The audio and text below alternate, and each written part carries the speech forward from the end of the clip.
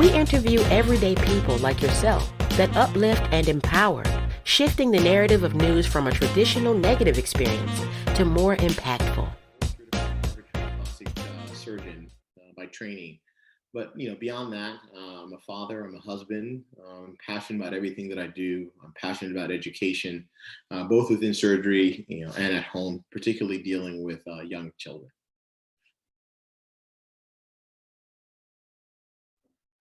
And then how do you kind of give me kind of how you came to the decision to homeschool your kids? Perfect. So I have two wonderful children. I've got a 5-year-old girl and now a 4-year-old son. And, you know, I've always worked with them. I'm a very involved dad, taking them to the park. Early on, I noticed sort of an aptitude for learning that I wanted to take advantage of and explore. And so we started not even thinking about homeschooling, but we started primarily just trying to introduce them to different materials just to see what they were receptive to. And one of the things that they initially were receptive to was just listening to words and being able to repeat words. So that segued into trying to teach them how to read by sight. Once that was successful, then I realized, wow, there's so much that the kids are capable of teaching. And in fact, when you think about it, within the first 2 to 3 years of life, you take a human being that has to learn how to walk, talk, chew food, and swallow, and do all these complex things, and then we start to think they're not capable of doing more. And so I started to kind of explore initially through play, and then when I saw that they were able to get it, started devising new ways and fun lessons to try to teach them different things. Once they were able to pick up on that, then I realized, well, hey, you know what? If I can do this within the home, then there's so much more that I can give them by the time they get to school. And so my 5-year-old actually just started kindergarten. So she goes to school for social interaction. But even though she's kindergarten by age, in math, she's somewhere between third and fifth grade. She can do higher level stuff, and in reading she's between second and third grade. And so I really like the idea of being able to kind of control elements of their education to get them exposure, while allowing them to go to school to be able to interact. And to me, what this does is it takes the pressure off of them to feel like they need to perform at school. Right. So when they go to school, they thoroughly enjoy it. There's no pressure on them whatsoever. In fact, if they encounter something that they don't know, they enjoy that more. They're not frustrated by it. And so that was one of the reasons that led me to this pathway.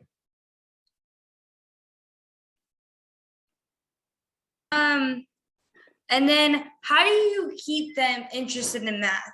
Because I know a lot of people who don't like math. I am one of those people. So how do you keep your kids kind of interested in math, especially with like higher level stuff? Yeah, it's funny. This is one of the questions I get very often. How do you keep kids interested in math, especially with higher level? The key is you start with very simple things, right? And you build slowly. What I tend to see people do sometimes after never really teaching anything or schooling is decide, hey, I'm going to teach this really, really advanced concept that their child may not be ready for. And then they lose the child, and the child starts to feel disinterested in math, or they start to fear it. And I think sometimes when you actually think about the educational system, that's what happens, right? Kids are progressed very slowly between first and second grade, and they hit third grade. And during third grade, they're expected to learn multiplication, division. If they're weak on their subtraction and addition, then it shows. And then those that don't meet that bar feel discouraged. So with my kids, what I started out by doing is just keeping it very engaging, very fun. Okay. I realized that they like challenges. They like feeling like something was a puzzle. They like feeling like it was a game.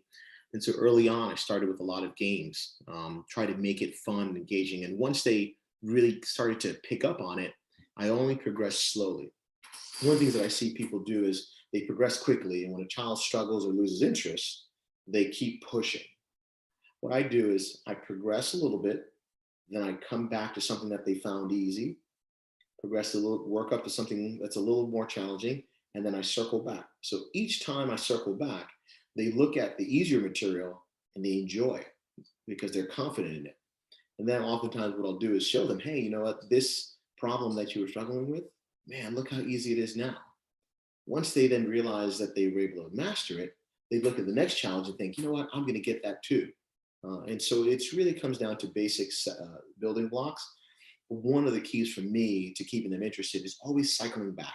So, you know, people have seen, you know, my daughter do pre-algebra and algebra, and they get excited about that. What they don't realize is I'm always cycling back. I'm always cycling back to some of the easier stuff, especially when I've challenged them, just so that their confidence is restored and they understand that just as that, you know, earlier concept that once was hard, or what was hard before is now easy, eventually that new concept will be easy again. Wow. And how do you determine when you don't need to circle back to this particular concept after you've done it? How do you, I guess essentially, how do you determine that they mastered that concept? In my opinion, you never really master anything. Right? There's always room for improvement, and I take that attitude with anything. So no matter what the topic is, what I do is always kind of review to see if they've got it. So one of the problems that I think, you know, people saw my daughter solving was the multi-step orders of operation problem. People were impressed by that. What they didn't realize is that's actually how I diagnose how she's approaching different steps. So I'll put together a problem that's long and complex. And what I'm doing is not seeing if she gets the answer right or wrong. I mean, whether she gets it right or wrong is irrelevant. What I'm seeing is how she's processing addition, subtraction. So once I see that, then I step back and go, okay, well, she did this part well, so she knows that. Well, this part here was a little slower. This part took a little longer. So we need to circle back and do that. So for example, right now, you know, division, multiplication, exponent, she has that down. The other day in working with her, you know, I asked her, a 2-digit and 1-digit subtraction problem. And she was a little slower calculating that in her mind. So that tells me, hey, you know, that's something we need to revisit. And what I always tell them is failure is okay. I expect them to fail, right? Failure is part of the process. You know, if everyone was born knowing all the answers, there'd be no purpose in having me around or having to go to school or even needing a teacher or instructor. So we're going to get to the point where we fail, and that's what we expect. And then we're going to go back to the very beginning, start all over, and move our way through slowly. And so by doing that, it takes a lot of the pressure off. I think sometimes people are expecting kids to do more than they're capable of, or they're expecting kids to remember material. But you have to expect that they're young, they're gonna forget things, and then you just cycle back and then build them up. And in time, the final product tends to be better than if you've done nothing at all.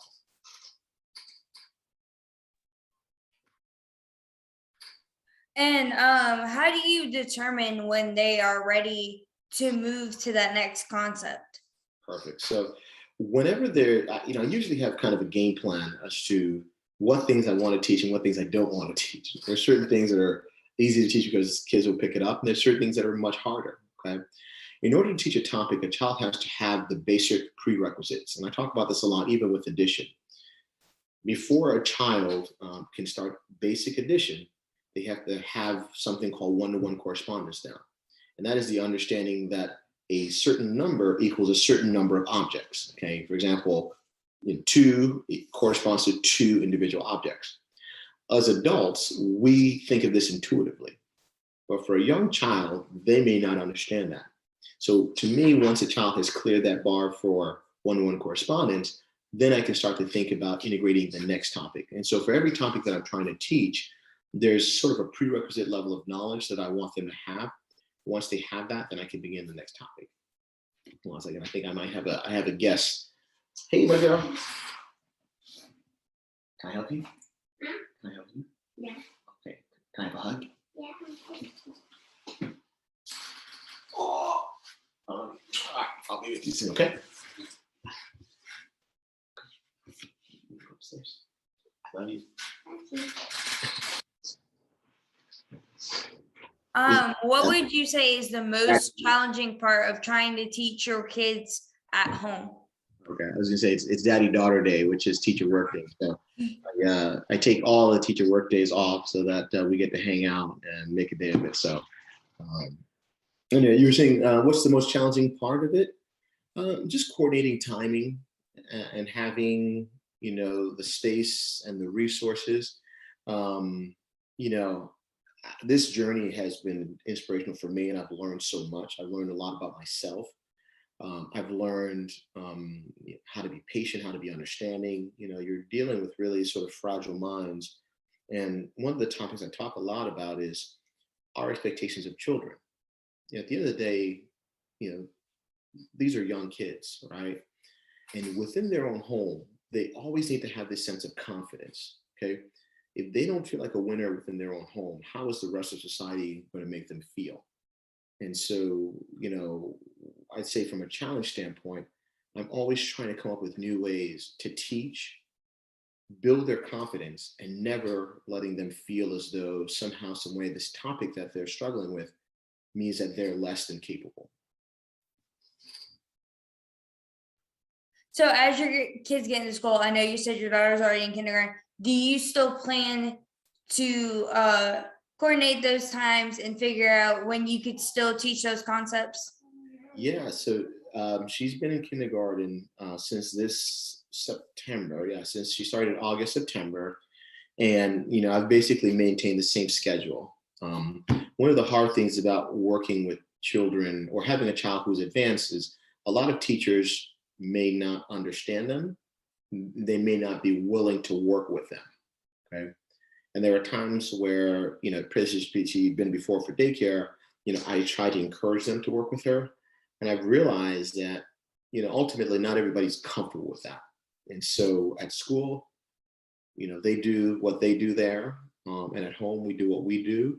And it's nice because it keeps it separated, and at school, she gets to, right now, I think they're starting subtraction. And at home, she's doing algebra. And it's nice to be able to sort of compartmentalize. That way she understands, school is for school. And what she learns from being at school is just because you know something doesn't mean you should make other people feel bad about the fact that they don't know it. And I like that part of it. She also gets the opportunity to socialize with her friends and just be a normal, 5-year-old girl, which I think is very, very important. I don't want the fact that she's advanced to hinder her or make her feel different or even make her feel special. In fact, she doesn't, both of my kids don't really feel like they are as advanced as the rest of the world thinks they are. And I like that, they don't know how many million people have seen them on, social media, solve problems. They see themselves as just regular kids. And even the fact that they enjoy math, they enjoy science, they enjoy reading, we don't make that an abnormal thing. It's just a part of their everyday life.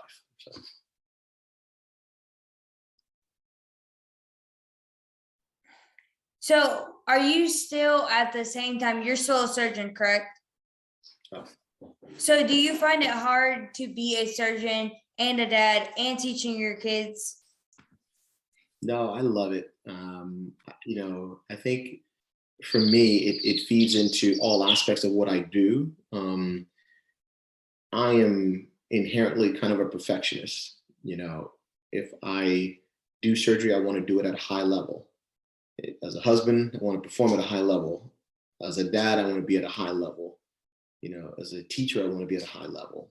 And so I think all of that kind of plays in itself and it pushes me to be better. And then the things that I learn, in teaching at home, I can apply in teaching in the operating room. And so I think it just pushes me to be more efficient. And one of the things that I do is I compartmentalize. So, when I'm a surgeon, I'm a full-time surgeon 100% of the way. When I'm at home, I'm a husband and a dad full-time. During the sessions where I teach, I'm fully dedicated to that. And I think it really works well. And one of the reasons I put that out there is, post-pandemic, there have been a lot of changes. Not a lot of children haven't been in school for some time. A lot of people are behind where they should be. And I think going into this, if parents had realized that there's so much you can do within the home, a lot of these children would not have been as far behind. Even still, you start to realize that there are significant disparities when it comes to education and resources. in very underserved areas where, they may not have the right resources, the teachers who are as advanced. Oftentimes you see kids getting left behind. So part of this is to show parents that, hey, you know what, you can do a lot in the home. And most people would say, I can't because I'm busy, I'm working. So part of this is, if I'm a full-time plastic surgeon, I have a successful practice, I can be a full-time dad and I can teach, then, anybody can do it, right? And it doesn't matter whether you're teaching at a high level or lower level, any little bit that you do helps your child to be more successful when they step into that classroom. So during the pandemic, did you find more time to kind of teach them than you do now, or is it about the same? I've kept pretty much the same schedule, and I think it keeps them in their routine. That way, nothing's ever different. So during the pandemic, my practice, shut down like a lot of other practices for maybe about a month and a half. And during that time, instead of teaching more, we just had more fun activities. So kids love bubbles. They love going to the park. So, we did a lot more bubble play and rode bikes. And so, I try to keep the teaching, limited so that it doesn't dominate their entire lives. I mean, just because they have the capacity to learn doesn't mean that's all they want to do. And so what I try to do is just, keep it very focused, keep it very limited. That way they can do so many other things beyond learning that are going to be conducive to their overall development.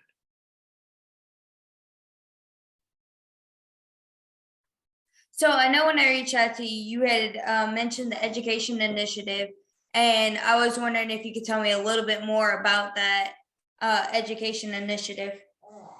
Perfect. So, I feel blessed. I initially grew up in a small little, town in Ghana, West Africa. No running water, no paved roads.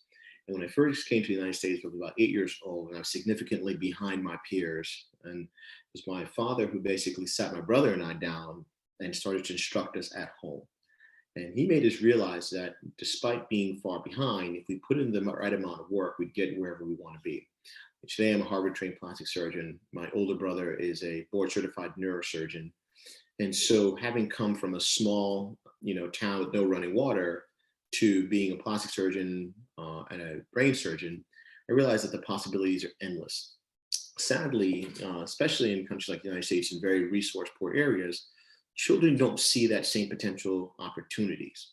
A lot of it's because they may not have the resources. Parents may not know how to teach their children.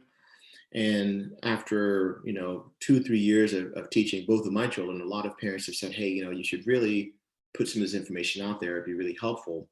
So I finally found the time in my busy schedule to start to put this information out there.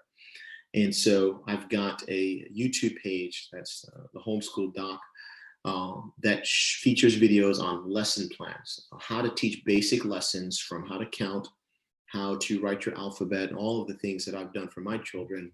And I've put that out on Instagram as well for parents to be able to use to work with their children. And it's only been about a month, but I've had no less than 10 videos of families sending me videos of their children starting to read, starting to write, starting to do math. And for me, it's really gratifying to be able to pay it forward. I feel blessed to have come to this country and been successful, but I feel like there's a greater mission at hand to enable all children who would like to have an education, to the opportunity to get an education, regardless of the school system they may live in, regardless of whether their teacher is capable or not. And part of that is the connection between the child, the teacher, and the parent. And I'm hoping to show that as long as the parents are involved, a significant piece of that puzzle is going to allow their children to be successful in the future. What advice would you give to those parents, like you mentioned, that say, oh, I'm too busy, like I have to work, I have to make dinner, all that kind of stuff? The first advice I give to parents who think they're too busy is that, no one in this world is going to care about your child as much as you do, okay? And in the grand scheme of things, the time that you spend with them right? Not just educating them, but the time that you spend with them will shape who they become, right? We now live in a world where social media is going to have an impact on kids. And beyond a certain age, 12 or 13, kids are more influenced by their peers and social media than they are by their own parents at times. So at the early stages, before they're introduced to social media and they're introduced all of these potential influences, this is that time that you have to shape your child's identity and who they are. So if you don't spend that time pouring information into them, nurturing them, who will? And I think it's so important for parents to let their children understand that they are important. So we were doing this podcast and, my daughter came down. It was important for me to acknowledge that she was in the room, to let her know that no matter how important this interview is, she comes first, right? Just to give her that opportunity. And so the advice I give to parents is spend this time wisely with your children, because there will come a time where you're looking to tell them how to behave when they may not listen. But the lessons that you teach them now may carry forward in the future.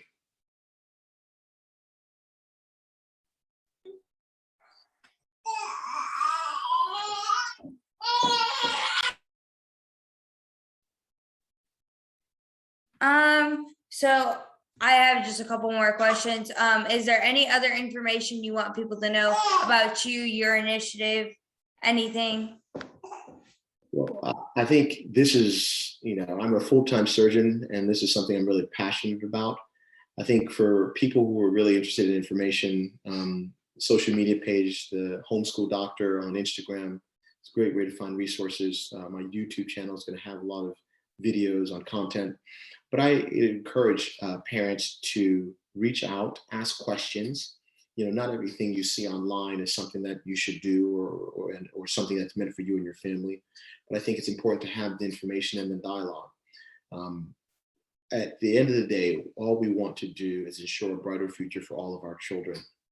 And I think anything that you do to pour into your children is going to ensure that brighter future comes to fruition.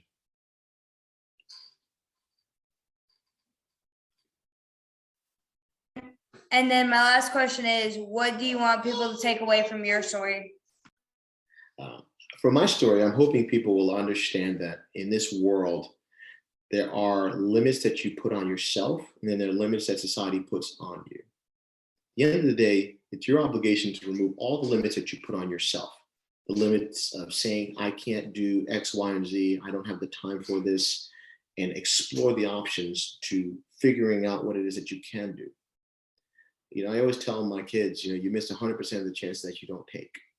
So as a full-time plastic surgeon, husband, dad, if I can get my kids to the level or where they are now, I think it's possible for almost any parent to improve the readiness of their children, whether through homeschooling or through readiness to go into the classroom. And that's what I'm hoping people will take from my story. Our potential and the potential of these children are, in my opinion, limitless. Sadly, most of us don't find out or never reach that potential because we're not encouraged to. The resources aren't there. And so I'm hoping for parents who are interested in potentially enhancing or advancing their children, my page and this initiative will serve as a resource to have the framework to execute some of these things. Thank you for listening. Continue to listen and support our journalism at weinspiremovement.org. Hit us up on all our social media for daily inspiration. Nothing but the good news.